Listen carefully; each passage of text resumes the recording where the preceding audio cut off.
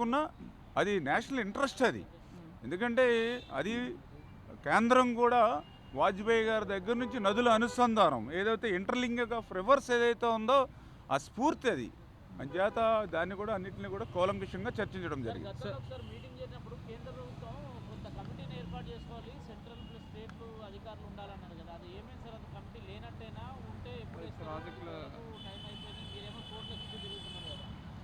అదే గతంలో అయితే కమిటీ అని వేయడం గతంలో మీరు చెప్పింది లాస్ట్ టైము ఇరు రాష్ట్రాల ముఖ్యమంత్రుల సమావేశం తీసుకున్నప్పుడు ఆ కమిటీని ఏర్పాటు చేయమని చెప్పడం జరిగింది. దాని ప్రకారం కమిటీని కూడా ఏర్పాటు చేయమని కేంద్రం నుంచి రావడం జరిగింది. దాని నుంచి కూడా మన పేర్లు అవి కూడా మనం కూడా చెప్పి పంపించడం జరిగింది. మన ఆంధ్రప్రదేశ్ రాష్ట్రం నుంచి కూడా ఒక 5 పేర్లు కమిటీకి మనం కూడా రికమెండ్ చేసి పంపించడం జరిగింది. అంచేత ఆ కమిటీ చేసుకునేది ఎందుకంటే ఆ కమిటీ అనేది ఎక్కువ ఏదైతే ఇరు రాష్ట్రాలకు సంబంధించిన వివాదాలు ఏవైతే ఉన్నాయో వాటన్నిటి మీద కూడా వాళ్ళు డిస్కషన్ చేసేట విధంగా ప్రాసెస్ నడుస్తూ ఉంది. 2 రాష్ట్రాల ముఖ్యమంత్రులు చర్చల ద్వారా ఈ సమస్యను పరిష్కరించుకోవచ్చు కదా సార్. మీరు అంటున్నారు తెలుగు జాతి ప్రయోజనాలు అని చెప్పి, మరి ఎందుకు రేవంత్ రెడ్డితో చర్చించడంలో సఫలీకృతం కావట్లేదా? ఎందుకు కోర్టుల వరకు వెళ్తున్నారు? అంటే ఏదైతే ఇప్పుడు మేము చూసినంత వరకు తెలంగాణలో రాజకీయపరమైనటువంటి కారణాలు తప్ప ఈ ప్రాజెక్ట్ని అంటే పోలవరం నల్లమల సాగర్ని అభ్యంతరం పెట్టడానికైతే ఏ విధమైనటువంటి సోర్సు అక్కడ లేనిటువంటి పరిస్థితి. కేవలం ఏంటంటే వాళ్ళ రాజకీయ నేపథ్యంలో రాజకీయ కారణాలతోటి వాళ్ళ ఒక పార్టీ మీద ఒక పార్టీ పై చేయి సాధించుకోవాలనేటువంటి ఆలోచనతో వాళ్ళు నడుస్తున్నట్టుగా కనిపిస్తుంది తప్ప వాస్తవంగా అయితే ఇందులో కూడా టెక్నికల్గా కానీ ఇతరత్ర కానీ ఎక్కడ పెద్దగా అభ్యంతరాలు పెట్టవలసిన అవసరం అయితే ఖచ్చితంగా లేదు. అందుకే ఈరోజు కూడా మేము కేంద్రం దృష్టికి కూడా తీసుకొచ్చింది. అటు తెలంగాణ ఇటు ఆంధ్రప్రదేశ్ అనేటువంటి భేదం లేకుండా యాజ్ అ రూల్ ఏ రకంగా అయితే ఇరు రాష్ట్రాలకి నష్టం లేకుండా ఉండేటువంటి నిర్ణయం ఏదైతే ఉందో ఆ నిర్ణయం ఈరోజు కేంద్ర ప్రభుత్వం కూడా చెప్పడానికి కూడా వాళ్ళకి కూడా ఎందుకంటే గతంలో ఏ రకంగా అయితే ఎగువన ఉన్నటువంటి రాష్ట్రం నిర్మాణం చేసుకున్నప్పుడు ఏ రకంగా అయితే సిడబ్ల్యూసీ అనుమతులు ఇచ్చిందో అదే రకంగా ఈరోజు గోదావరిలో వృధాగా వరద నీరుని వారు ఉపయోగించుకుంటుంటే ఉద్దేశం లేదనేది వీళ్ళ కేంద్రం కూడా చెప్పవలసినటువంటి అవసరం. వృధా జలాలు అంటున్నారు. దీనిపైన ఏ రాష్ట్రం ఎంత వినియోగించుకోవాలనేది ట్రిబ్యునల్ లెక్క తేల్చాలి కదా. లెక్క తేల్చుకోకుండా ఎలా కడుతుంది ఏపీ, మాకు అన్యాయం జరుగుతుంది, మాది కరువు రాష్ట్రం అవుతుందని చెప్పి తెలంగాణ అంటారు. ఓకే, మంచి మాట చెప్పారు మీరు. ఇప్పుడు లెక్కలు తేల్చుకోకుండా ట్రిబ్యునల్ చెప్పకుండా ఎట్లా కడతామని అంటూ ఉన్నారు. మరి ట్రిబ్యునల్ లెక్కలు తేల్చుకోకుండా మరి కాళేశ్వరం కానీ అయితే సీతమ్మ సాగర్ కానీ సమ్మక్క కానీ ఎట్లా నిర్మాణం చేసుకోగలిగారు అంటే అందుకనే మనం పెద్ద వివాదాల జోలికి వెళ్ళడం అవసరంలా. రెండవది ఇప్పుడు కరువు రాష్ట్రం అవుతుందంటే అప్పర్ స్టేట్ ప్రాజెక్టులు కొట్టుకుంటే కింద రాష్ట్రం ఎప్పుడైనా నీళ్లు తక్కువ వస్తే కరువు వస్తుందేమో తప్ప అలా కింద రాష్ట్రంలో ప్రాజెక్టు కట్టుకుంటే అప్పర్ రాష్ట్రంలో కరువు వస్తుందనేది ఎట్లా మనం చెప్పగలుగుతాం? అది కూడా మీకు లెక్కలతో సహా చెప్తూ ఉన్నాం. దగ్గర 1,50,000 టీఎంసీల నీరుని వృధాగా సముద్రంలో కలిపేసాం. పోనీ ఎప్పుడో 50 సంవత్సరాల చరిత్ర కాదు, ఈ మధ్యన వాటర్ తగ్గింది గోదావరిలో అంటా కూడా లేదు. లాస్ట్ 5 ఇయర్స్ కూడా యావరేజ్ 4,000 చొప్పున 20,000 టీఎంసీల నీరు పోయింది లాస్ట్ 5 ఇయర్స్లో. అంచేత వృధాగా సముద్రంలో పోయే నీటిలో 3,000 టీఎంసీలు యావరేజ్లో 200 టీఎంసీలు ఉపయోగించుకుంటే ఇంకా 800 టీఎంసీలు సముద్రంలో కలిసిపోతూ ఉంటే అసలు వాళ్ళ చెప్పేటువంటి మాటలకి అసలు పొంతం లేనటువంటి పరిస్థితి. చంద్రబాబు గారు సార్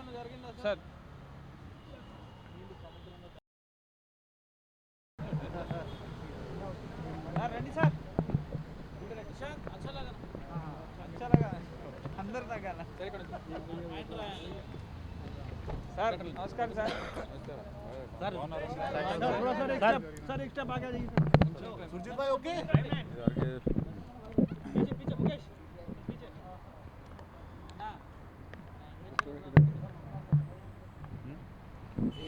हां सुरजीत भाई ओके डाउन डाउन नीचे डाउन एक मिनट ये दिखाओ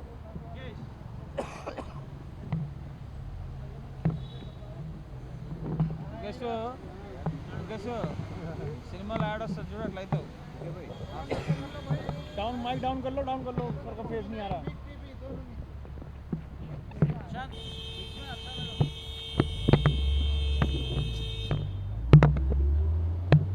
ఏంటి సార్ కేంద్ర మంత్రిని కలిశారు ఈరోజు, ఏ అంశాలు చర్చించారు, మీ శాఖకు సంబంధించి ఎటువంటి రెస్పాన్స్ ఇచ్చారు కేంద్ర మంత్రి?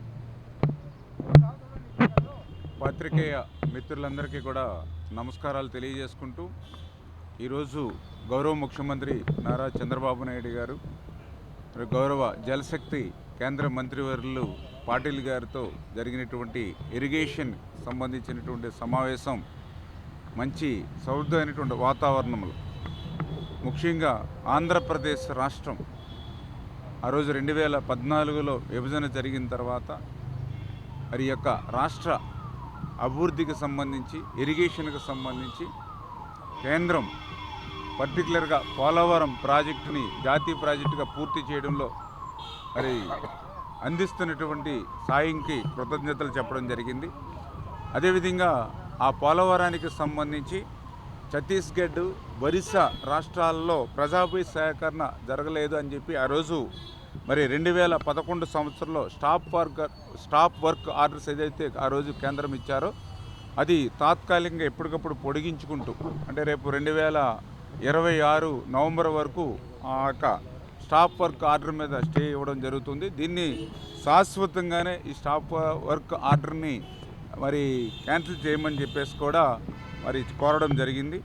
అదేవిధంగా పోలవరానికి సంబంధించి రైట్ కెనాలు, అదేవిధంగా లెఫ్ట్ మెయిన్ కెనాల్ ఆ రోజు 2009లో డిపిఆర్ తయారు చేసినప్పుడు ఆ రోజు మరి 9,500, అదేవిధంగా 11,500కి మాత్రమే ఆ యొక్క right and left main canals design చేయడం జరిగింది. దాని ప్రకారమే ఆ రోజు డిపిఆర్లో ఆమోదించడం జరిగింది. అయితే భవిష్యత్తు అవసరాలను కూడా దృష్టిలో పెట్టుకుని right main canal 17,500, left main canal కూడా 17,500కి ఇప్పుడు కాలువల యొక్క సామర్థ్యం పెంచి చేస్తున్న వల్ల ఆ పెంచినటువంటి సామర్థ్యానికి అయ్యేటువంటి ఆర్థిక వ్యయం కూడా ఈ పోలవరం ప్రాజెక్టుకు సంబంధించినటువంటి వ్యయంలో మరి కలిపి సాయం అందించాలని చెప్పి కూడా మరి గౌరవ కేంద్ర మంత్రివర్యులను కూడా కోరడం జరిగింది గౌరవ ముఖ్యమంత్రి గారని చెప్పి తెలియజేసుకుంటూ, అదేవిధంగా గోదావరికి సంబంధించి కూడా మరి ఈ యొక్క నీటి పంపకాల ప్రాజెక్టుల వారీగా, అంటే రాష్ట్ర విభజన జరిగిన తర్వాత ప్రాజెక్టుల పరంగా అటు తెలంగాణ కానీ ఇటు ఆంధ్రప్రదేశ్ రాష్ట్రానికి సంబంధించి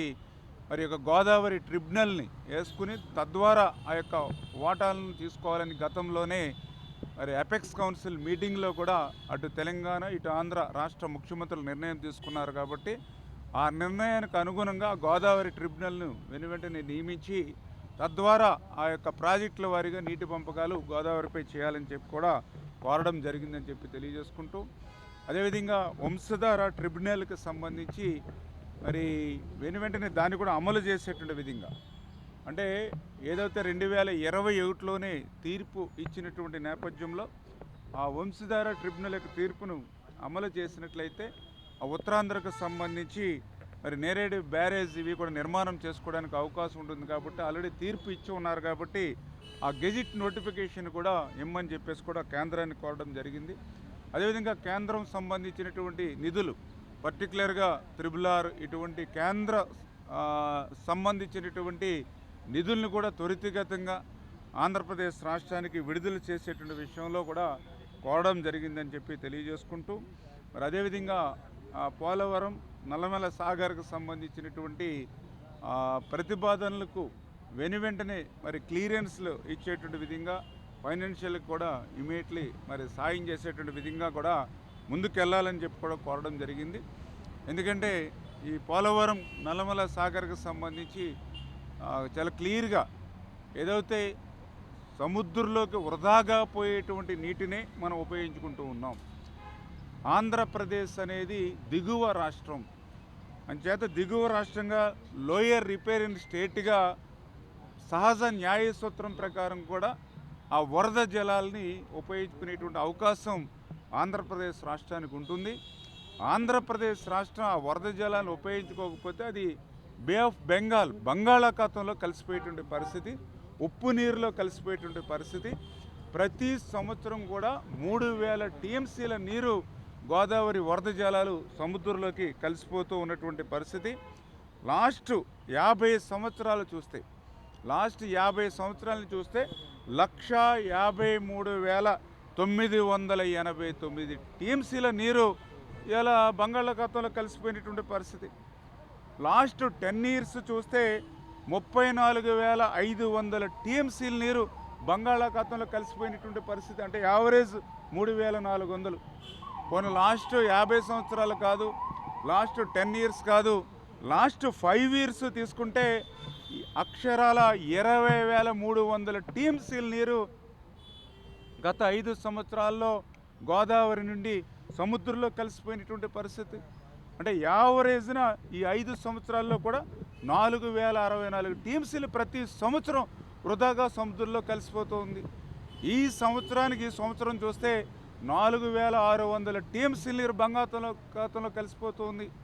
అదే ఈరోజు పాటిల్ గారికి కూడా మరి వాస్తవాలను కూడా తెలియజేసుకుంటూ, ఎందుకంటే ఈ మాదిరిగా లక్షల టీఎంసీల నీరు మరి ఈవేళ సముద్రంలో వృధాగా కలిసిపోతూ ఉంటే, ఉప్పు నీటిలో కలిసిపోతూ ఉంటే ఆ నీటిని ఉపయోగించుకోవడానికి అందులో కూడా ఎంత కేవలం 200 టీఎంసీల నీరు, సంవత్సరానికి యావరేజ్న 3,000 టీఎంసీల నీరు సముద్రంలో కలిసిపోతూ ఉంటే అందులో మనం ఉపయోగించుకునేది 200 టీఎంసీలు. అంటే ఇంకా 2,800 టీఎంసీల నీరు సముద్రంలోకి పోయేటువంటి పరిస్థితి ఉంది. అటువంటి వృధాగా పోయేటువంటి నీటిని ఈ యొక్క లోయర్ రిపేరింగ్ స్టేట్గా దిగువ రాష్ట్రంగా ఉన్నటువంటి హక్కును మనం ఉపయోగించుకుంటూ ఉన్నాం. గతంలో కూడా తెలంగాణ రాష్ట్ర విభజన జరిగిన తర్వాత మరి ఏదైతే కాళేశ్వరం ప్రాజెక్టు కానీ, అదేవిధంగా మరి సీతమ్మ సాగర్ ప్రాజెక్టు కానీ, ఇట్లా ఎన్నో ప్రాజెక్టులు నిర్మాణం చేసుకున్నప్పుడు లేనిటువంటి అభ్యంతరం ఈరోజు వృధాగా సముద్రంలోకి వెళ్ళిపోయేటువంటి నీటిని ఉపయోగించుకునేటువంటి విధానంలో మరి ఇక పోలవరం నల్లమల సాగర్కి ఎటువంటి అభ్యంతరాలు ఎవరు కూడా చల్లవనేటువంటి విషయాన్ని కూడా మరి చాలా క్లియర్గా చెప్తున్నాను.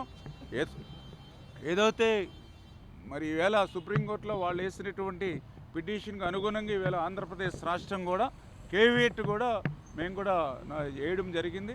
అందుచేత ఏదైతే ఈవేళ కేంద్ర ప్రభుత్వం మరి ఆ రోజు తెలంగాణలో నిర్మాణం జరిగినటువంటి ప్రాజెక్టులకి ఏ రకంగా అయితే సిడబ్ల్యూసి అనుమతులు ఇచ్చిందో, అంటే గోదావరి ఎగువ రాష్ట్రం తెలంగాణ మాకంటే, అటువంటి ఎగువ రాష్ట్రం నిర్మాణం చేసుకునేటువంటి ఏదైతే కాళేశ్వరం కానీ, సీతమ్మ సాగర్ కానీ, సమ్మక్క కానీ, ఇటువంటి వాటికి సిడబ్ల్యూసి ఏ రకంగా అయితే అనుమతులు ఇచ్చిందో అదేవిధంగా దిగువ రాష్ట్రం సముద్రంలోకి వెళ్ళిపోయేటువంటి నీటిని ఉపయోగించుకుంటున్నప్పుడు అదే రకమైనటువంటి అనుమతులు కూడా ఇవ్వాల్సిన అవసరం ఉందనేటువంటి విషయాన్ని కూడా ఈవేళ కేంద్ర మంత్రివర్యుల దృష్టి కూడా తీసుకురావడం జరిగింది. సార్ మీరు కూడా తెలంగాణ ప్రాజెక్టును వ్యతిరేకిస్తున్నారా? అంటే మేము ముందుగానే చెప్పాం. ఈవేళ చంద్రబాబు నాయుడు గారు ఒకటే చెప్తూ ఉన్నారు, ఈరోజు తెలంగాణలో వేరే పార్టీలు కాంగ్రెస్ ఉండొచ్చు, లేకపోతే బీజేపీ ఉండొచ్చు, బీఆర్ఎస్ ఉండొచ్చు, లేకపోతే ఇక్కడ తెలుగుదేశం ఉండొచ్చు, పార్టీలు కాదు, 2 రాష్ట్రాలు కూడా తెలుగు జాతి బాగుండాలనేటువంటిది, తెలుగువారు బాగుండాలనేటువంటి ఆలోచన చంద్రబాబు నాయుడు గారిది. ఈరోజు గోదావరిలో ఇన్ని వేల టీఎంసీలు వృధాగా పోతున్నప్పుడు ఓకే, ఆ రోజు కాళేశ్వరం కానీ లేకపోతే అటు సీతమ్మ కానీ ఏ రకంగా అయితే వాళ్ళు నిర్మాణం చేసుకుంటూ ఉన్నారు, అదేవిధంగా ఈ యొక్క గోదావరి సంబంధించిన వరద నీరు ఈవేళ ఉప్పు నీటిలో కలిసిపోకుండా ఈవేళ ఆంధ్రప్రదేశ్ దిగువ రాష్ట్రంగా తన హక్కులను కాపాడుకునే విధంగా నిర్మాణం చేసుకుంటుంది. అంచేత ఆ రకంగానే అనుమతులు ఇవ్వండి. ఇరు రాష్ట్రాలు కూడా బాగుండాలి, తెలుగువారు బాగుండాలి. అంచేత వృధాగా పోయేటువంటి నీటిని ఎవరు ఉపయోగించి